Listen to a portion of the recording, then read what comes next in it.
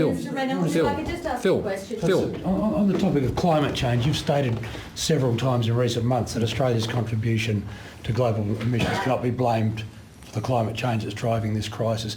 Given that, can you give a commitment to people in this country that Australia will use whatever diplomatic influence it can to pressure bigger allies like the United States and countries like China, the big polluters, given we're now at the forefront of this, to do more?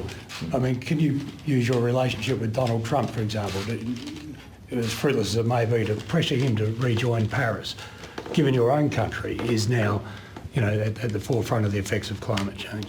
Well, I should stress that there is no dispute in this country about the issue of climate change globally and its effect on global weather patterns, and that includes how that impacts in Australia. Because I have to correct the record here. I've seen a number of people suggest that somehow the government does not make this connection. The government, our leaders, always made that connection, and that has never been in dispute. What we are focused on is what our response is, and we set that out very clearly, and that response, as it always has, will continue to be upgraded to ensure we meet and beat the commitments that we have made. Now, I participate in these discussions globally all the time, and if you look actually at what's occurring in the United States and you look what their emissions trajectory is currently, you will note that that is not increasing, as I am advised.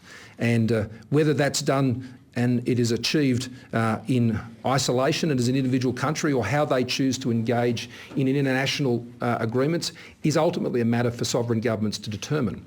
Other governments are engaged in their commitments, but I'm pleased to say Australia is one of the countries that can say that this year, as we face this crisis, as climate change has impacted on the world's weather patterns that have led to where we are here today to some extent, combined with many other factors, the drought being the most significant, that right now Australia is beating the commitments that have been made in 2020.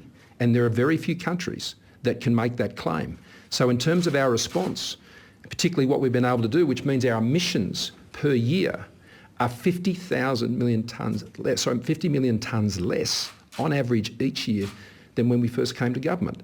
Now, this is something that has been achieved through many efforts, but they included the efforts of the government as well to ensure we can be in that position and meet the targets we have. So we will continue to engage in all those fora, as we most recently have. But most importantly, we'll continue to carry our share of that burden and demonstrate that through the way that we are going to meet and beat our emissions reduction targets to ensure we can have the proper effect on global temperatures.